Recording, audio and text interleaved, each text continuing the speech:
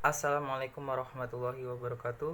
My name is Billyon Richardson with NIM 2103050001 and attendance number 4.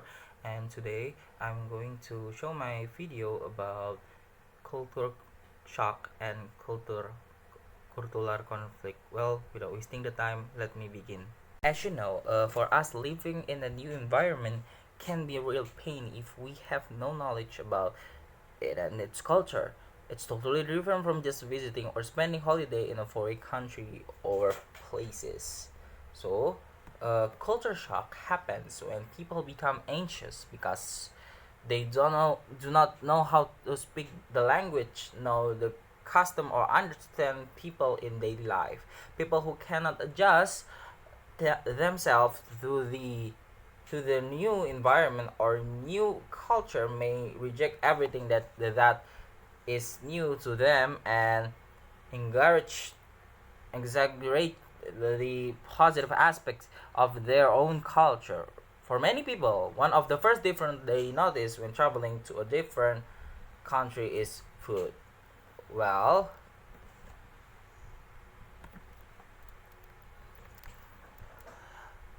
for example, in American who travel abroad are often surprised by the variance of food they eat. They may encounter types of food they have never seen before. Travelers who are afraid of trying new things are more likely to have a negative experience or more profound a culture shock. Well, a culture shock is a trauma you experience when you move into a culture different from your home culture. Culture shock is the personal disorientation a person may feel when experiencing an unfamiliar of life due to immigration or a visit to a new country or to a move between social environment. Also, simple travel to another type of life.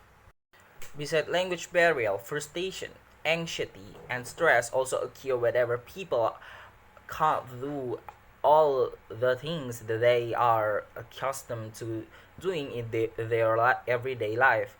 These can include work, homework, and home and leisure related activities that they are either no longer able to do at all or no longer able to do like they are accustomed to. And lastly is the issue of values. A person can experience considerable stress and anxiety when they are living in a different culture with different values from their own. A person may find that some of their own cherished and deeply held values and assumptions about life may not be equally important to members of their new host culture. B. The symptoms of shock culture. Although culture shock is generally understood as a temporary shock felt when confronted by a different cultural custom, way of thinking and behavior pattern, it is actually refers to a psychological state of depression caused by experience of successive failure in unfamiliar social situation. Culture shock is temporarily and everybody goes through into some extent in the process of cultural adaptation. General symptoms again of culture shock includes irritation, homesickness, loneliness, nervousness, loss of appetite, sleeplessness, feeling tired, extreme pride in one's home culture, hypersensitivity or excitability, confusion, incompetence, etc. C. The state of shock culture and cultural adjustment. Cultural shock can be described as consisting of at least one or four distinct phases: honeymoon, negotiation, adjustment, and mastery. During the honeymoon phase, key differences between the old and new culture are seen in a romantic light. During the first few weeks, most people are fascinated by the new culture. They associate with nationals who speak their language and who are polite to the foreigners. This period is full of observation and new discovery. After some time, usually around 3 months, depending on the individuals, differences between the old and new culture became apparently may create anxiety. This is the mark of negotiation phase. Excitement may eventually give way to unpleasant feeling of frustration and anger as one continues to experience favorable events that may be perceived as strange and offensive to one's culture attitude. Still, the most important change in the period is communication. Again, after some time, one grows accustomed to the new culture and develops routines, marking the adjustment phase. The culture begins to make sense, and negative reaction and response to the culture are reduced.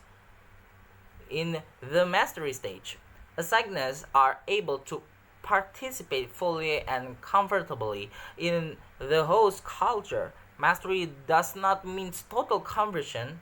People often keep main traits for their earlier culture, such as accent, language. It is often referred as the biculturalism stage. D. Capping shock culture.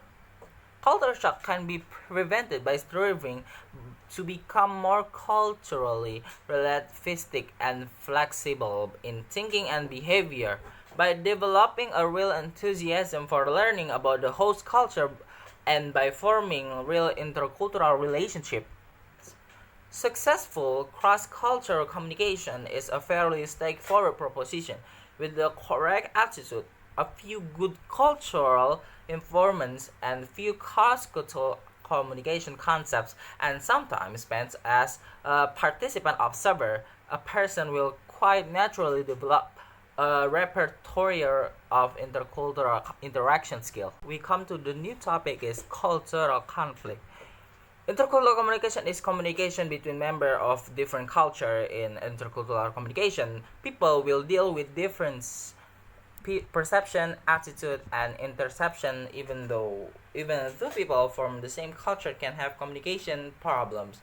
Often people think that the use of gestures and facial expression will be sufficient to convey an accurate message without regard for the different rules of nonverbal communication which may apply in the other person's culture. However, just as verbal communication rules different across cultures, so too do the rules of nonverbal communication. These rules are specific to each culture and are largely taken for granted. We respond to this rule without being aware of them.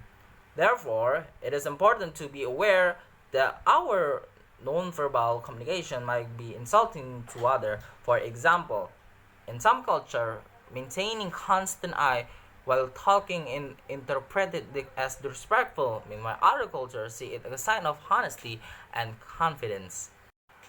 The cause of cultural conflict. Cultural A. Conflict occurs as a result of ethnocentrism, misinterpretation, and stereotype. Ethnocentrism often entails the belief that one's own race or ethnic group is the most important, or that some or all aspects of its culture as superior to those of other groups. Within this ideology, individuals will judge other groups in relation to their own particular ethnic group of culture, especially with concern to language, behavior, custom, and religion. Speakers from different cultures assume that what they believe is right because they have grown up thinking their way is the best, and this may result in negative attitude and judgments towards other culture. This ethnocentrism attitude causes people become critical and individuals from different culture. Misinterpretation happens because people fail to interpret the nonverbal and nonverbal communication correctly. As we know that nonverbal language is more difficult than verbal language, because one culture to another has different sight and meaning system. Stereotype are generalization of people group based on past experience which are deep rooted in the physics of the people. These stereotypes develop from jokes, textbook, movie, and television. Stereotypical belief prevent us from seeing people as individuals with unique characteristics. Negative stereotypes may lead to prejudice, suspicion, intolerance, or hatred towards member or often other cultural group. B. Dealing with cultural conflict. All kinds cultural conflict as the result of anthropocentrism, misinterpretation, and stereotype can be prevented by increased awareness of our own attitude and sensitivity to cross-cultural differences. There are some way dealing with cultural conflict.